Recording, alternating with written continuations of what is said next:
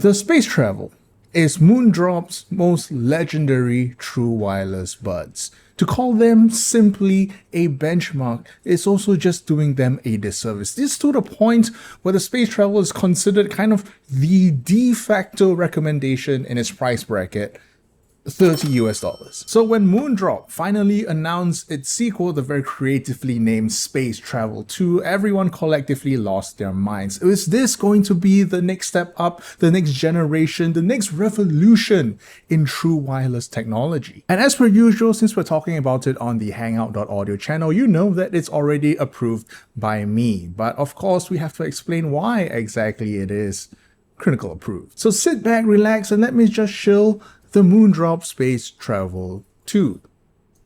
Let's get into it. So even though that we're extremely late to a party, our original Moondrop Space Travel 1 showcase video remains our second most watched video on our catalog. So clearly there is a lot of demand for extremely budget-oriented true wireless buds, especially coming from an established brand like Moondrop. So with the release of number 2, everyone's expectations are at an all-time high. The Space Travel 2 has extremely huge shoes to fill. And at least on paper, it seems that indeed a lot of things are much improved. Here are the main things that I think are important to you guys. The battery life is increased from 4 hours to now 7 hours of playtime on the buds themselves. The ANC strength is also reportedly improved, as well as the mic quality owing to its new NPU and ENC unit. We'll report on what the actual improvements are later on, but first let's get into the non-audio stuff. And as with most really budget stuff, yeah, that's really not a lot to talk about here. In the box you get, of course, the TWS themselves, but also small, medium, and large ear tips, and then a charging case, and that is literally it, nothing else more. But come on, it's 30 bucks. What are you gonna do? If you want something more, you pay more. That's just how the market works, huh? When it comes to the buds themselves, they don't look too much different from the original Space Travel ones. You get the very unique lidless charging case, which some people think it's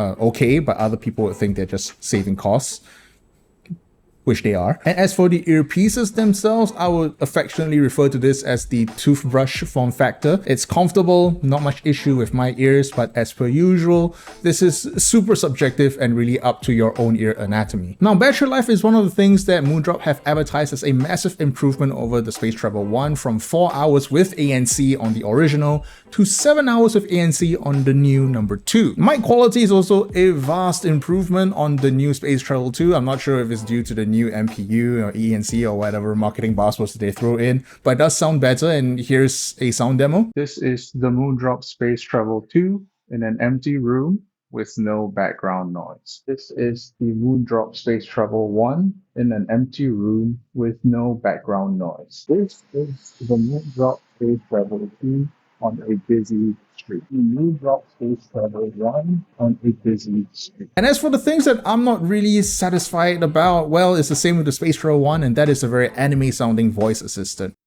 Disconnected.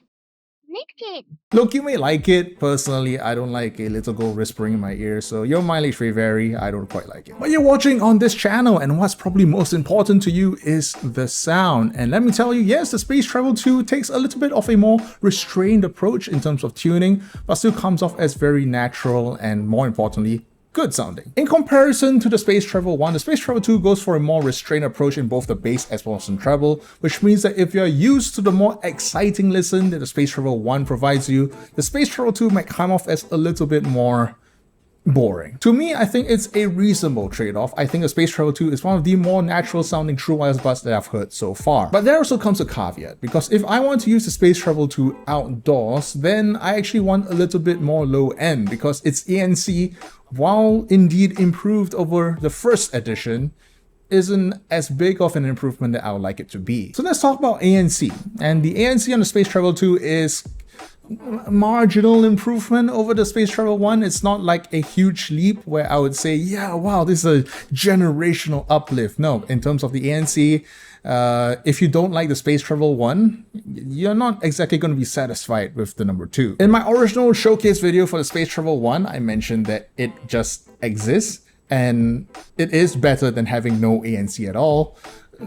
but it's not really that good of an active noise cancellation. But again, we have to manage expectations. This is a true wireless bud going for $30 US. You want better ANC, there are going to be much better options out there, but they are going to cost 3 times, 4 times, 5 times, maybe even 10 times the price. So going back to my tuning comments, yes, because of the slightly weaker ANC that I'm usually used to, I prefer a little bit more low end lift out of the Space Travel 2. But just like with the Space Travel 1, you do have different presets that can adjust on the Moondrop Link app. Another big plus with the Space Travel 2 is that now it's a lot better at delivering higher volumes compared to the Space Travel 1. One of the biggest criticisms of the Space Travel 1 is that you really couldn't get it loud enough. And even for me, as someone who listens at, some would say, unreasonably low volumes, I find myself almost maxing out the Space Travel 1 almost constantly. So with the Space Travel 2, you can go into the app, adjust the gain level so you can get it much louder compared to the original. But disregarding my preference for bass, the Space Travel 2 remains one of the very few true wireless buds that has a very balanced, almost flat sound signature, but not to the point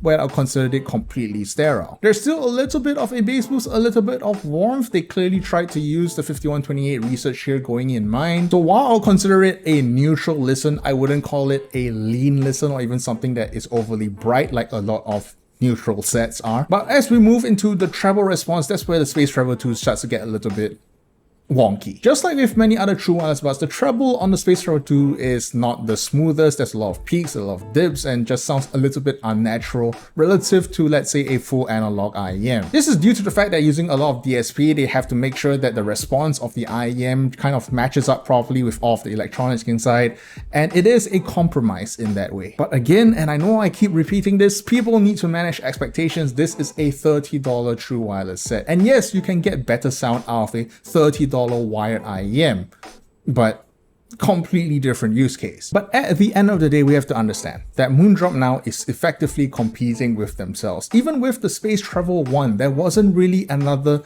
proper competitor in that space, that $30 true wireless bud space. And now with the Space Travel 2, I feel like Moondrop has just solidified their lead even more. The competition is just lacking in this price bracket, and at least until we see another one pop up in the space, Moondrop is just going to be kind of enjoying their monopoly in the enthusiast budget true wireless space. Now let's talk about the shoulds and the shouldn'ts, why you should consider buying the Space Travel 2 and why you shouldn't. You should if you're looking for, obviously, a budget true wireless set that is tuned relatively neutral. The Space Travel 1 has been a benchmark in the space just for the longest time, and with the introduction of the Space Travel 2, this is just yet another default recommendation. Battery life has been improved massively from 4 hours to 7 hours with ANC. You have a much better microphone quality compared to the Space Travel 1, as well as a much higher volume threshold if you use the Moondrop Link app. The tuning is also much more neutral owing to its lower bass as well as lower treble, but this may be a con depending on your own preferences. And as for why you shouldn't consider the Space Travel 2, well, it is effectively a budget true wireless set. So if you're looking for more premium features, better ANC, well, you have to pay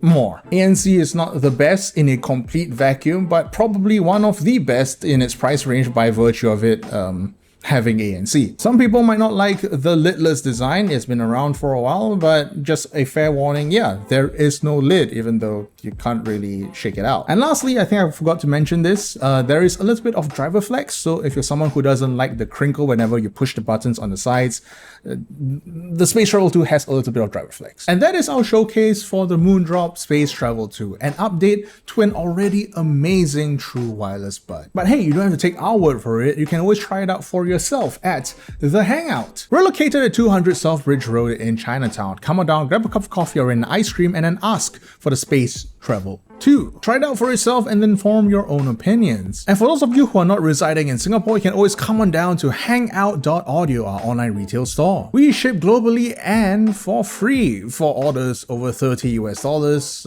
Not really applicable here, but hey, add on one of our very nice dongles if you want to. This is critical, and remember kids, if it's not on the list, it doesn't exist. See you next week.